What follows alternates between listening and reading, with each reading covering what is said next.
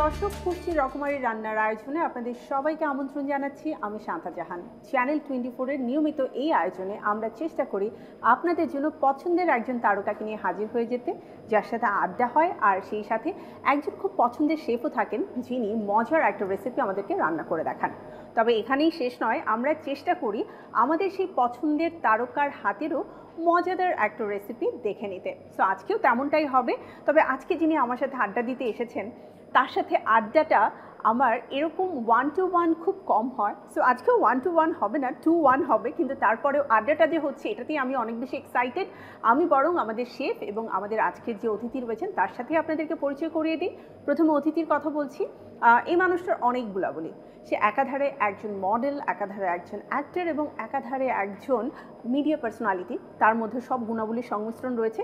পরিচয় করিয়ে দিচ্ছি, সুমন পাটোয়ারি রয়েছেন আমার সাথে। এবং হ্যালো হ্যালো, মানে আমি এত বেশি এক্সাইটেড, সো আমাকে একটু ভাবতেই হচ্ছে। আমি শুধু শান্তা এগুলো সব গেস্টের বেলায় বলেন না, একদমই না, প্রত্যেকের জন্য যেটা প্রযোজ্য আমি সেটাই বলি।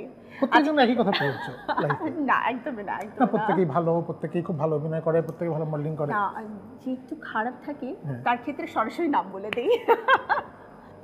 সো এবারে সুমন ভাই, আমরা পরিচিত হইনি আমাদের আজকে শেফের সাথে, যে মজার রান্না করে খাওয়াবে। আমার সাথে রয়েছে শেফ আলভি। হ্যালো আলভি।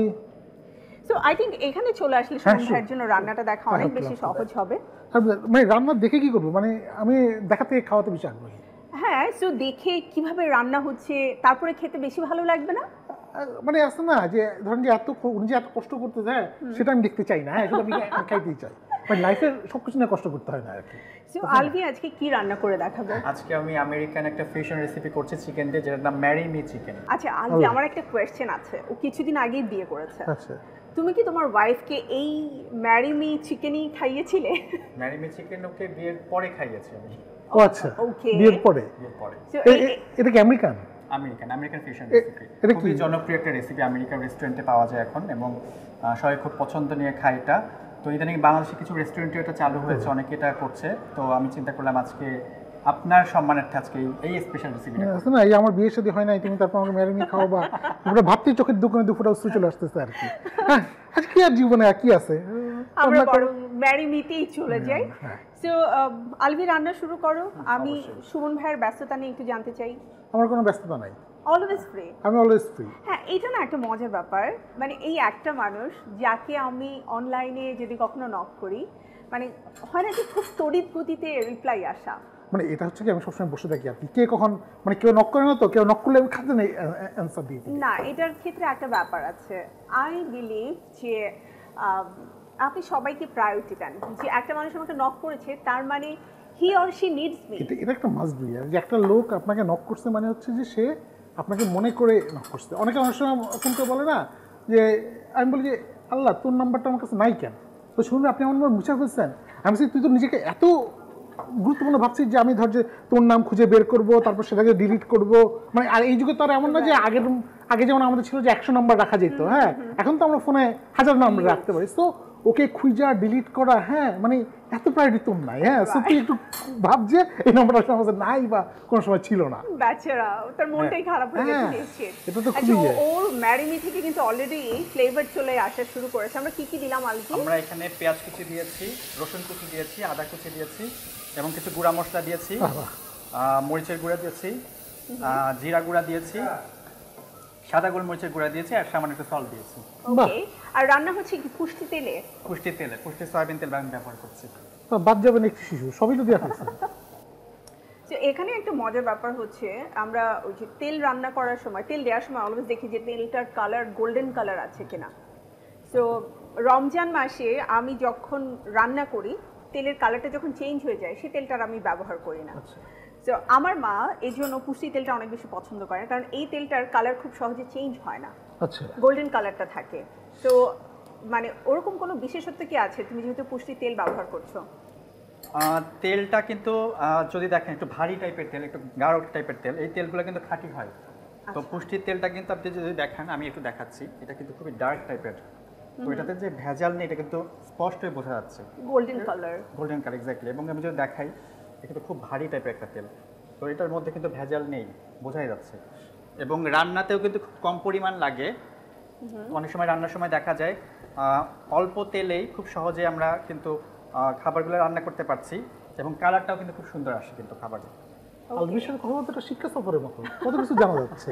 আচ্ছা, মজার ব্যাপার হচ্ছে আলভি এত বেশি মানে স্টারদের সাথে রেগুলার প্রোগ্রাম করে, তাদেরকে রান্না শেখায়, তাদের জন্য রান্না করে। সো আই থিঙ্ক আলভিকে এগুলো নিয়ে অনেক স্টাডি করতে হয়, তাই না? আলভিকে আমাদের মতো ম্যাঙ্গো পিপলের জন্য রান্না করেন না, যে আপনি আপনার চেহারা ভালো না, আপনি স্টার না, আপনার কয়টা নাটক অনার হয়েছে? 5টা। ভাই আপনার জন্য রান্না করি না। আমি সবার জন্য রান্না করি, ইভেন আমার যে ক্যাটারিং আছে সেটা তো আমজনতার জন্যই আমি রান্না করি। ইভেন আমি যে রেস্টুরেন্টে কনসালটেন্সি করি সেখানেও তো আমাকে সাধারণ মানুষের কথা চিন্তা করেই মেনু সেট করা বা অন্যান্য কাজ করতে হয়। আপনি একসাথে কত কিছু করেন। হ্যাঁ, আছে না? তার মানে আমি যে বলেছি যে অনেক বিশেষণে বিশেষায়িত করতে হবে, ওটা আলভির ক্ষেত্রেও বলা দরকার ছিল। হ্যাঁ হ্যাঁ, আমি তো আছে না মানে এরকম ধরেন যে আছে না মাল্টি টাস্কার খুবই জীবনে খুব কম পাইছি আর কি। আচ্ছা, সুমন আপনি ভাই, কি কি পারেন বলেন তো ভাই? আমি মোটামুটি সব কুইজিনে রান্না করতে পারি। আর এই রান্নার বাইরে নাচতে পারেন? নাচটা পারি না আমি। গাইতে পারেন? গাইতে ছোটবেলা পারতাম, আম্মু জোর করে হচ্ছে গান শেখানোর একাডেমিতে ভর্তি করেছিল। সব মা বাবারাই মনে করে যে বাট তার এটা ছেলে মেয়ে কিন্তু বড় ওর স্টার। টোনে একটু বোঝা যায় যে ও খুব সুন্দর করে মানে ছোট ছোট করে গুছিয়ে কথা বলে। আমার জীবনটা কাজ হচ্ছে পত্রিকায় কাজ করে। হ্যাঁ, তো পত্রিকায় আমি জীবনে ধরেন যে মানে হাজার হাজার ইন্টারভিউ নিচ্ছি। হ্যাঁ, তারপর যাকে জিজ্ঞেস করি আপনি কখন থেকে মিডিয়া আসলেন, ভাইয়া আমি যখন হাঁটতে শিখি তার আগ থেকে আমি নাচতে শিখেছি। তুই হাঁটতে শিখলাম তার নাচতে শিখলি কেমনে? হ্যাঁ, তারপর এগুলো হচ্ছে কমন জিনিস আর কি, যে আছে না নায়িকাদের ক্ষেত্রে এখানে তো এটা কমন জিনিস যে আমি যখন কথা বলতে শিখি তার আগ থেকে গান গাওয়া শিখেছি বা তার আগ থেকে নাচতে মানে শিখেছি। গায়িকা এবং নায়িকারা এটা তো কমন। ডান্সাররা তারপর চলে যে আমি একটা সাংস্কৃতিক পরিবারে বড় হয়েছি। সাংস্কৃতিক পরিবারে বড় হয়েছে মাইন্ডটা কি? হ্যাঁ, আপনার কে কি করতো না? আমাদের কেউ কিছু করতো না। মা সকালবেলা কোন ঠিক বুঝলাম না। তো অ্যাকচুয়ালি আমি ব্যতিক্রম যে আমার পূর্বপুরুষ কেউ মিডিয়াতে ছিল না, পরবর্তী পুরুষও কেউ এখনো পর্যন্ত মিডিয়াতে নাই। আল্লাহ বাঁচাইছে। মানে আছে না মানে এত প্রতিমানি করার দরকার নেই। হ্যাঁ, যার যেটা ভালো লাগে লাইফে সে সেটা করবে। হ্যাঁ, এটার জন্য যে কাউকে চাপাই দিতে হবে। হ্যাঁ, তারপর আপনি আর গানটা শিখেন নাই না? আমার পরের মনটা নিয়ে সো আমার কন্টিনিউ করা হয়নি। ও মা যখন রান্না করতো, রান্নার যে মানে স্মেল আছে, যে ফ্লেভার আছে, সেটাই রান্নাঘরে বেশি টানতো। না না, আমাদের তো সবকিছু মিউজিক্যাল হইতে হয়। হ্যাঁ, রান্নাটাও এক ধরনের মিউজিক্যাল আপনার কাছে, কারণ এটা তো গান হয়ে উঠতে হবে, এটার মধ্যে সুর থাকতে হবে, ছন্দ থাকতে হবে, খাইতে ভালো লাগতে হবে, নাহলে তো জিনিসটা, কিন্তু জিনিসটা তো ভালো হচ্ছে মনে হচ্ছে। বেশ। আচ্ছা সুমন ভাই, ব্যস্ততা নিয়ে একটু আসলেই জানতে চাই। ওই যে আমার হচ্ছে যতগুলো শুক্রবার ততগুলো নাটক। ওয়াও, কারণ হচ্ছে আমি শুক্র শনি ছাড়া বেসিক্যালি কাজ করি না, একদম নাটকের কাজ আই এম করি সো না। লাকি, উইদাউট ফ্রাইডে আমি আপনাকে পেয়ে গেছি। তারপরেও আমার ওই যে শুক্র শনি আমার খুব মেনটেন করতে হয়, কারণ হচ্ছে আমার চাকরিটা হচ্ছে আমার ব্রেড এন্ড বাটার। তো আমি চাকরি ছাড়া কিছু পারি না, মানে অভিনয়টা তো পারি না। হ্যাঁ, তো আমি এর জন্য অভিনয়টা করতে চাই না আর কি। আর যা 2-4টা করি মনে করবেন যে এগুলো হচ্ছে লগিয়া অন্যদের ঢেকে গেলে, আর কোনো কারণে দর্শক আমাকে পছন্দ করে, এটা দর্শকের বিনয়। হ্যাঁ, তাদের জন্য আমার বিপ্লবী সালাম। সো এই জন্যই করা। আচ্ছা, অ্যাজ অ্যান অ্যাক্টর মানে জব সেক্টরের যে একটা টাইম মেইনটেনের ব্যাপার থাকে, ওটাকে এনজয় করা হয়? আমি খুব এনজয় করি। এর জন্য আমি সবসময় যে কাউকে আমাকে যে টাইম দেওয়া বলা হয়, আমি বলি যে ভাই আমি জানি যে 10টা অফিসে 10টা 5-এ ঢুকলে 3 দিন গেলে আমার একদিনের স্যালারি কাটা যায়। সো আমি জানি যে তুই আমাকে যে টাইমটা দিবি আমি ঠিক সেই টাইমে সেটে উপস্থিত হবো। হ্যাঁ, আমাকে কোনো যে 2 ঘন্টা আগে, তাই ছিল 2 ঘন্টা আগে টাইম দেওয়ার কোনো দরকার নেই। আর চাকরি করার তো এক ধরনের আনন্দ আছে। চাকরি করার জন্য এক ধরনের একটা আপনি একটা কি বলবো মেইনটেনেন্স লাইফের মধ্যে আপনি থাকবেন। হ্যাঁ, মিডিয়াটা হচ্ছে মানে ইন্ডিয়ায় কাজ করাটা হচ্ছে একটা অমানবিক কাজ। আমি প্রত্যেকেই ধরেন আমাদের ক্যামেরা যাই ভাইরা কাজ করতেছে, ক্যামেরার পিছনে যারা কাজ করতেছে, এনারা যে অমানবিক কাজটা করে না, হ্যাঁ এটা ধরেন যে এটা খুব খুব টাফ। মানে এনাদের জন্য বিপ্লবী সালাম যে এনারা দিনের পর দিন এটা করে যাচ্ছে, কিন্তু এটা আমি মানে কোনোভাবেই আমি পক্ষে এটা না। আমার কাছে না সুমন ভাই যখন আমাকে তুই করে বলে, ওটা আমার শুনতে বেশি ভালো লাগে। এটা সমস্যা আমি বলি, এটা সমস্যা কি আমি বলি। যেমন ধরেন যে মিথিলার সাথে আমার প্রথম নাটক হচ্ছে হাউসফুল। হাউসফুলে মিথিলা ছিল আমার ভাস্তা, আমি ওকে তুই করে সারা জীবনে ও আমার খুবই ভালো বন্ধু, আমি সারাক্ষণ তুই করে বলি। তারপরে এক নাটকে হচ্ছিল যে মিথিলা হচ্ছে আমার বউ হলে এখন আমি ওকে তুমি করে বলতে হবে বা আপনি যে কোনো একটা কিছু। তারপর কি হইতো, একটু পরেই আমি নাটকের মধ্যে ঝগড়া লাগাই দিতাম, তারপর মিথিলা তুই করা শুরু করতাম। তারপর মিথিলা বলতে এই সুমন ভাই অভিনয় পারে না, খালি আমার সাথে ঝগড়া করে আর আমার তুই করে। হ্যাঁ, তো ভাই আমি না ভাই অভিনয়টা পারি না। হ্যাঁ, তো আমার ওই যে যাকে তুই বলার আমি তাকে তুই বলা শুরু করি, মানে এখন ওই যে অনুষ্ঠানে একটু ঢংঢাং করতে হয় এর জন্য। ওকে, তো মানে তুই আর আপনার মধ্যে হচ্ছে ঢং ঢাঙের একটা ব্যাপার আছে, এটা আমরা বুঝে নিলাম। এটা কিন্তু আর কোনো সমস্যা না, মানে আপনি বলেও জীবনে অনেকের জন্য চোখের পানি ফেলা যায়, হ্যাঁ। তো এটা কোনো ফ্যাক্টরই না, ঘটনাই না, ঘটনাটা হচ্ছে তো এখানে। ব্যাপারটা কিন্তু বেশ ইন্টারেস্টিং মনে হচ্ছে, এন্ড গ্রেভিটাকেও খুবই টেস্টি মনে হচ্ছে। সো খুব চটজলদি কিন্তু এই রান্নাটা হয়ে যায়, তাই না? এক্স্যাক্টলি। আগে থেকে ম্যারিনেট করে রাখার কোনো ইস্যুস কি আছে, যে আগে থেকে ম্যারিনেট করে রাখলে ভালো হয়? তাহলে সেই ক্ষেত্রে আমার 10 মিনিটের মধ্যেই চিকেনটা রান্না করা হয়ে যাবে। আমি যে মশলাগুলো ব্যবহার করলাম সবগুলো দিয়ে ম্যারিনেট করে যদি আমি রাখি, মোটামুটি আমি ডিপ ফ্রিজে কিন্তু 3 মাসের মতো এই ম্যারিনেট করা চিকেনটা রাখতে পারবো। তো সেই ক্ষেত্রে আমার হচ্ছে খুবই ঝটপট হয়ে যায়, ফ্রিজ থেকে বের করলাম, করে আমি রান্নাটা করে। এটা কিন্তু ফ্রাইড রাইস দিয়ে খেতে বেশ মনে হচ্ছে আরাম হবে। এটা ফ্রাইড রাইস দিয়েও খেতে পারি, আমরা শুধুও খেতে পারি, বিকেলে স্ন্যাক্সেও খেতে পারি। সতে করে ভেজিটেবল দিয়ে খাওয়া পসিবল।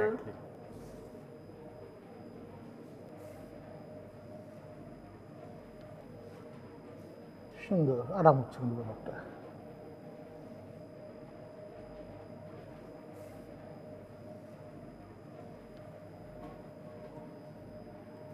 ওয়াও, টোটালি কিন্তু চেঞ্জ হয়ে গেল, তাই না? হ্যাঁ, মানে খাবার তো লুকসটা অনেক ভাবে ইয়ে করে, ইম্পর্টেন্ট। খুব সহজে তৈরি করে ফেললাম ম্যারিমি চিকেন। এটা হোয়াই ম্যারিমি, হোয়াই ম্যারিমি ডিশটার নামই ম্যারিমি। আচ্ছা, দুটো এই দ্যাটস হোয়াই ম্যারিমি, একটা আরেকটাকে বলছে ম্যারিমি। সো এটা কিন্তু এখন আমার হাতে দিয়ে দিতে হবে এরকম ভাবে প্লিজ। ফার্স্ট টাইম আমাকে কেউ এভাবে করে ম্যারিমি, চোখের দুঃখ না আবার দুটো অস্ত্র। প্রিয় দর্শক, জীবনের এই প্রথম এত সুন্দরভাবে আমাকে ম্যারিমি বলে কোনো কিছু গিফট করলো। যদিও এটা ম্যারিমি চিকেন, আপনারা তৈরি করতে পারবেন। আপনাদের জন্য এর প্রস্তুত প্রণালী আমরা দেখিয়ে দিব, আর পাশাপাশি আমি নিয়ে নিচ্ছি পুষ্টি রকমারির রান্নার আয়োজন থেকে ছোট্ট একটি বিরতির পরে ফিরে এসে সুমন ভাইয়ের রেসিপি দেখব। সো সাথেই থাকুন চ্যানেল 24-এর।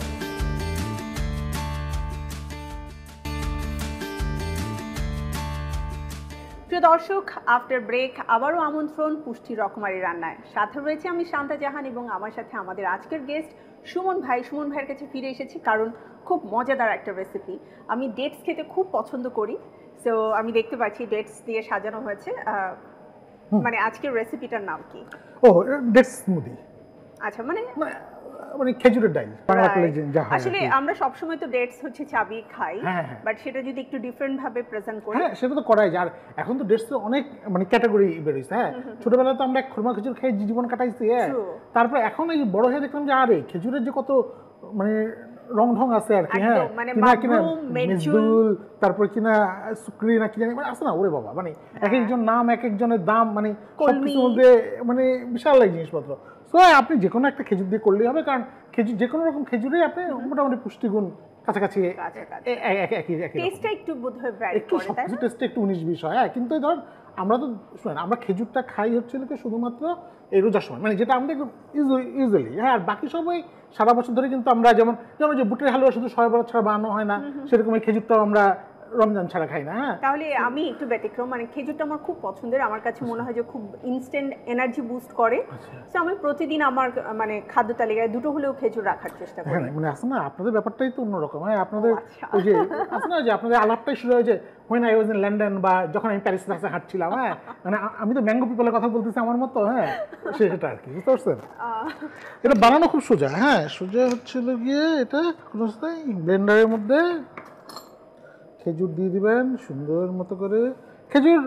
এখন খেজুরটা হচ্ছে আপনার যতটা খেজুর দিতে মন চায় ততটা দিবেন আর কি, যতটা মিষ্টি যতটা যতটা। কিন্তু যে আসলে একটা আমার টোন ইউজ করি না, যে পরিমাণ মতো লবণ, পরিমাণ মতো।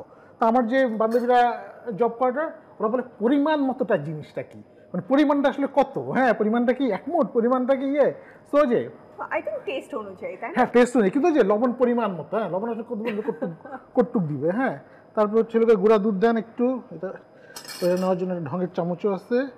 বাসায় আমি সব চামচ ইউজ করি না। হ্যাঁ, ডিরেক্ট ঢেলে দিয়ে দিই, আর দরকার নাই। আর হচ্ছে যে আমাদের দেশে যেটা হয় যে ওই যে মূর্খরা জ্ঞানী কথা বেশি বলে, এরকম যে আমার মতো মোটারা ওই যে টক দই একটা ডায়েটের একটা ঢং ধরে, এটা হচ্ছে এরকম আর কি। ওকে, সো অ্যাকচুয়ালি আমরা এটাতে দিচ্ছি, তার মানে হচ্ছে ডেটস, গুঁড়ো দুধ এবং টক দই। আর এই চিনিটা হচ্ছে গিয়ে যে আপনার যদি মন চায় আপনি অ্যাড করতে পারেন, মন না চাইলে এখন তো আবার চিনি না খাওয়া একটা ঢং শুরু হয়েছে। হ্যাঁ, তো আপনি কিন্তু আমরা তো ডেটসের মিষ্টি পাচ্ছি, সো চিনি না খেলেও আচ্ছা, চলবে।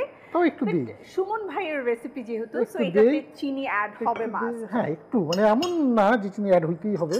আর তারপরে পানি আছে, হ্যাঁ পুষ্টির পানি, পুষ্টির পানিতে পুষ্টিগুণ আছে মনে হচ্ছে। Crystal and transparent. হ্যাঁ হ্যাঁ হ্যাঁ, সব পানি খেতে অত টেস্ট লাগে না, এই পানিটা খেতে সবসময় ভালো লাগে। এরপরে সুন্দর মতো এটাকে আটকে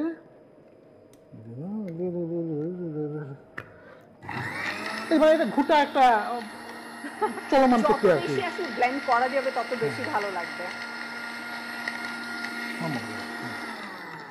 আমার মনে হয় আর ঘুটার দরকার নেই আসলে, রাইট। ঘুটাঘুটি অনেক বেশি হয়ে গেছে। এবার আমরা একটু গ্লাসে নিয়ে নিই। সুমন ভাইয়ের সবচেয়ে প্রিয় খাবার কি? Seafood. Sea food.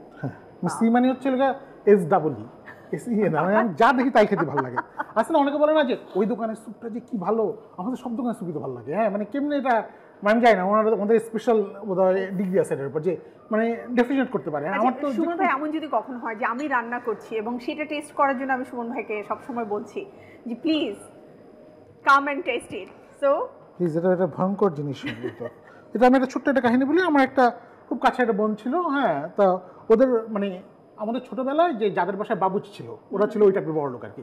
তো ওদের বাসায় গেলে যে ওরা 50 পদ রান্না হয়তো, কথা 50 পদ 10 পদ 15 যা হয়তো, বাবুচি ধরেন যে সবগুলো পদই রান্না করতো। আর আমার ওই বোন ধরেন যে একদম আবেগে উদ্বেলিত হয়ে যে আমার ভাইরা আসছে, আমি একটা পদ করবো না করে, তারপর সে ধরেন পোলাওটা রান্না করতো, তার পোলাওটাই শক্ত থাকতো। এন্ড সব খাবার অনেক মজা হওয়ার পরে পোলাওটা যদি ভালো না হয় তাহলে কিন্তু কোনো পোলাও অবশ্য অনেক ভালো রান্না শিখছে। তো প্লিজ আপনি নিজের চেষ্টা করার দরকার নাই, এমনি ডাক দিয়েন। এটা একটা ঢং করে সুন্দর মতো করে একটা ইয়ে বসাই দিলাম। হ্যাঁ দেখেন, দেখতে দেখতে ভালো লাগতেছে না? হ্যাঁ একদম সুমন ভাইয়ের মতোই, অনেক সুন্দর হয়েছে। নিজের কাছে নিজেই ভালো লাগতেছে। আমার কাছে তো দেখতে খুব ভালো লাগছে, মানে এত সুন্দর একটা ইনোভেটিভ আইডিয়া, খুবই সুন্দর। সো থ্যাংক ইউ সুমন ভাই। মানে আগে তো ছিল ম্যারি মি, এটা খায় ডিভোর্স হয়ে যেতে পারে। বাট আই থিঙ্ক আপনারা যারা বাসায় এটা ট্রাই করবেন তারা ডেফিনেটলি বলবেন যে অ্যাটলিস্ট সুমন ভাইয়ের কাছ থেকে একটা মজার হেলদি রেসিপি আমরা পেলাম। প্রিয় দর্শক, এমন সব মজার রেসিপি নিয়ে তো আমরা রেগুলারই আপনাদের আয়োজনে থাকি। সো পুষ্টির রকমারি রান্নার আয়োজনে আজ যে সুমন ভাই এসেছে এই জন্য সুমন ভাইকে আমি অসংখ্য ধন্যবাদ জানাতে চাই। আপনাকেও শুক্রবাদ। অনেক অনেক ভালোবাসা থাকবে সবসময়, আর এমনটাই হাসি খুশি একজন মানুষকে আমরা সবসময় দেখতে চাই। প্রিয় দর্শক, এই মজাদার রেসিপি বাসায় অবশ্যই আপনারা ট্রাই করবেন। আর আজকের মতো তো আমাদের পুষ্টি রকমারি রান্নার আয়োজনের সময় একেবারেই শেষ, বিদায় নিতে হচ্ছে। তবে আগামী অনুষ্ঠানে আবারও ফিরে আসবো আপনাদের জন্য নতুন অতিথি এবং মজার রেসিপি নিয়ে। সেই পর্যন্ত আপনারা সবাই ভালো থাকবেন, সুস্থ থাকবেন আর চোখ রাখবেন চ্যানেল 24 এর পর্দায়। দেখা হচ্ছে আবারও। আল্লাহ হাফেজ।